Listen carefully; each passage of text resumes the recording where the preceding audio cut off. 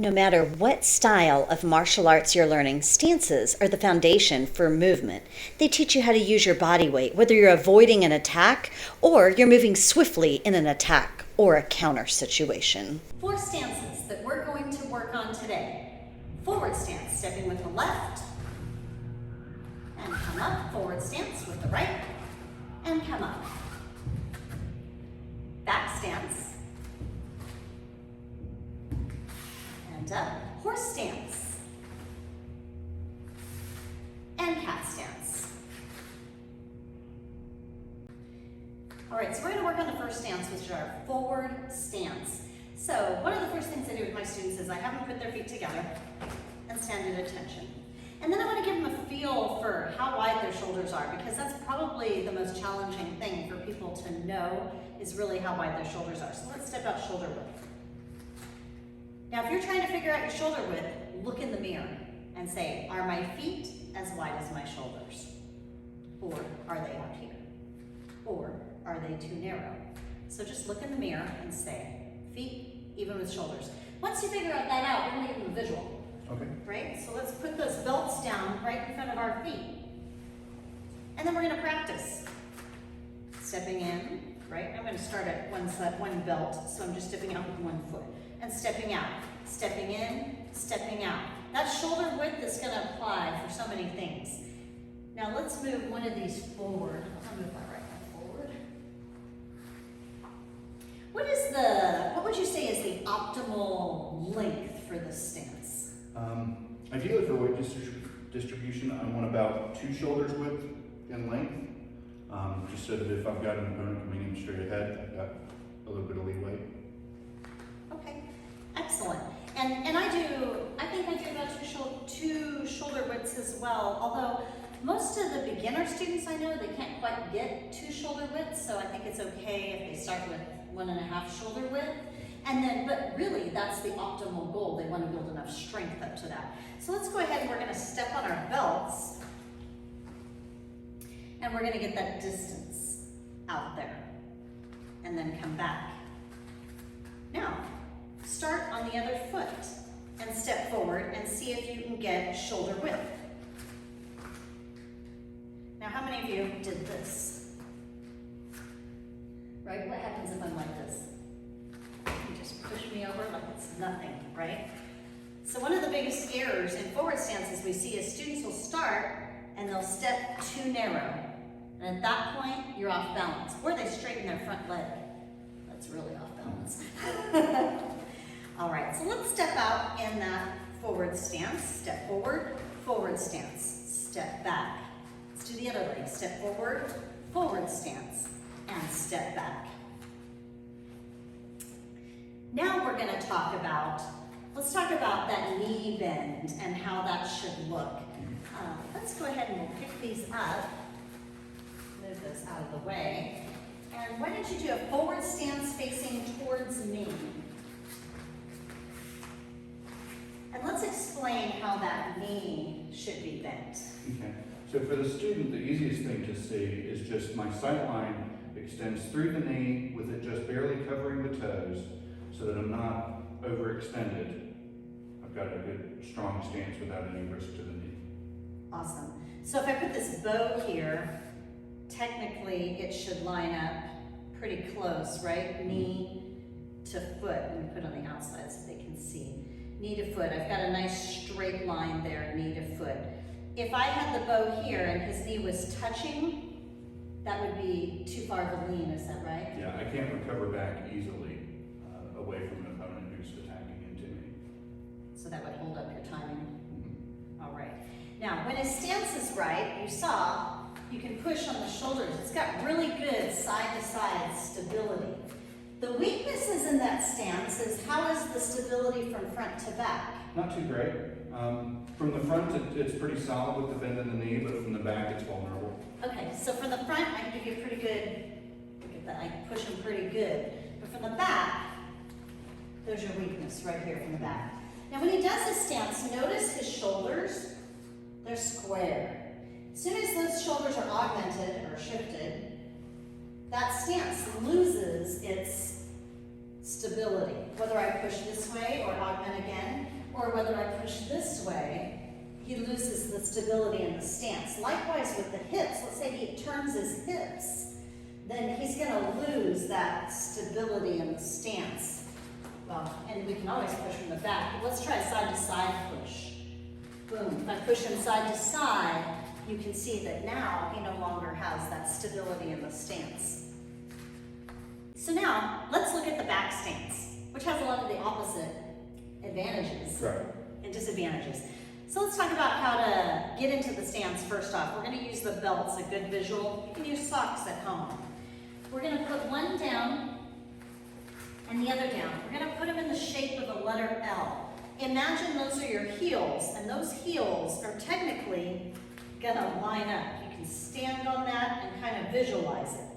Now, obviously our feet aren't gonna be this close together. So what I'm gonna do is I'm going to stand my body in between these belts, because we want about a shoulder, shoulder and a half width, and that'll give me my distance of how far to step out into my back stance. 80% of the weight's on the back leg, 20% of the weight's on the front leg. So if somebody comes in for an attack or a sweep out on that front leg, yep, you can just lift it up, super easy when you see that attack coming in. Now tell us a little bit about the weakness of this move compared to the other moves. So with the front stance, we saw that it's solid from the front, weak from the back. With the back stance, it's a good defensive stance. If someone's attacking into me and I'm ready for a counterattack, as you say, I can either lift that leg up for a fast front kick, or I've got a lot of power coiled up in that back leg so that I can shift into a front stance and counterattack. But if someone's coming in very aggressively and I want to back out of that situation, I don't really have anywhere to go because I've already got so much weight on that back leg. So if I were to come and push you from the back, this stance is pretty strong? Yeah, absolutely. Okay. And if I were to push you side to side like I did on the forward stance? It's a little bit more narrow than the front stance, so not quite as solid there, but with the bend in the leg, I can still absorb some of that shock. Okay, excellent. So that is your back stance. All right, our next stance, horse stance. So we're gonna step out into our horse stance. Things you're looking for in your horse stance is you want your feet parallel, like railroad tracks. You want your knees not collapsed, but out. You want your back straight, and you want to be bent down pretty nice and solid, because this is a great stance for conditioning, getting ready for advanced kicking, advanced moves. It really gives you that great conditioning as well.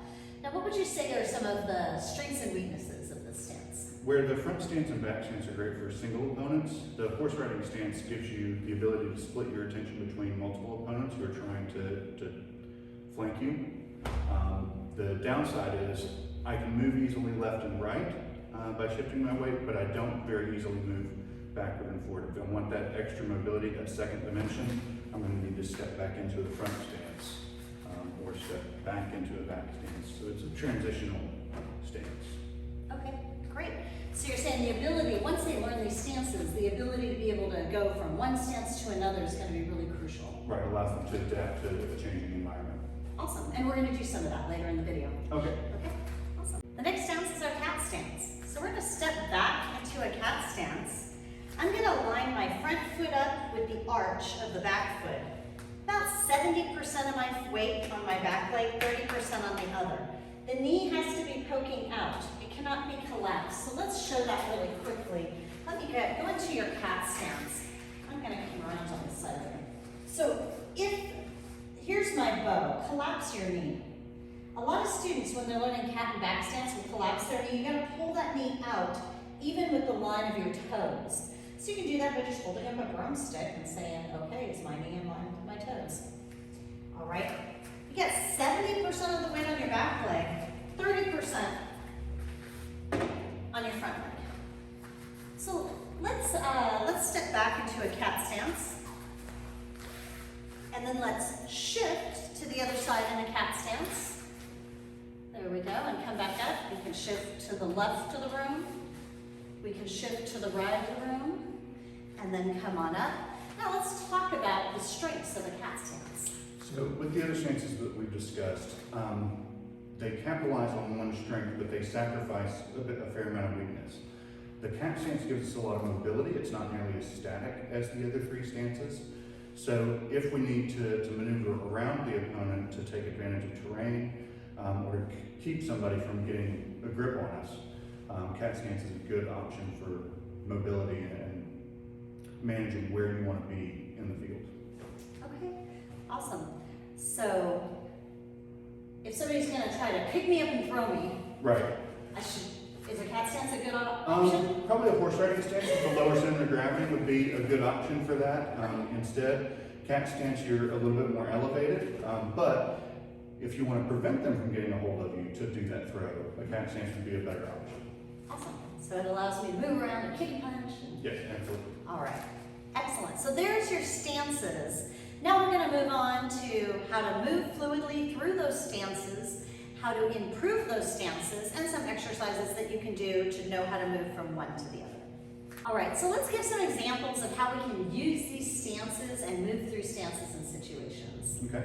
All right, so I'm going to pretend I've got attackers on the sides of me, so I'm going to choose my horse stance. I'm going to choose it because I know that stance moves side to side real easy, right? I can move this way, I can move this way, and I'm going to throw. So I'm going to throw a side kick. Okay. Let's talk about the progression of the stances. So I throw a side kick, boom! He uses a, why'd you choose that back stance?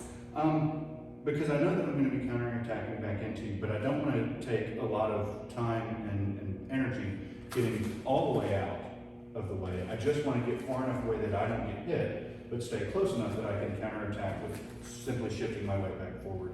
Okay, so let's look at that. So now we'll go through the things. So I'm gonna slide in. I'm starting my horse stance. I'm gonna slide. Boom! He's gonna shift. Bam! Counterattack. Moving right into more of a forward weight shift. So as you're practicing your stances, just know that these weight shifts are super practical in real situations. Even though you might not do them as big Sure. as you would do them in class, you still need the strength and the mobility to do this. Watch what stance is being used in this throw. You got it. That was a horse stance used to take their opponent. Now which stance is used here? A forward stance. Notice how he got past the attacking arm to the safe side and utilized his energy. Now next, watch these kickers, how they're going to shift into a back stance to gain their balance before throwing these roundhouse kicks. If you would like to see more examples of stances, comment below, or if you have any questions about how basic stances can be used, comment below and we'll be happy to answer.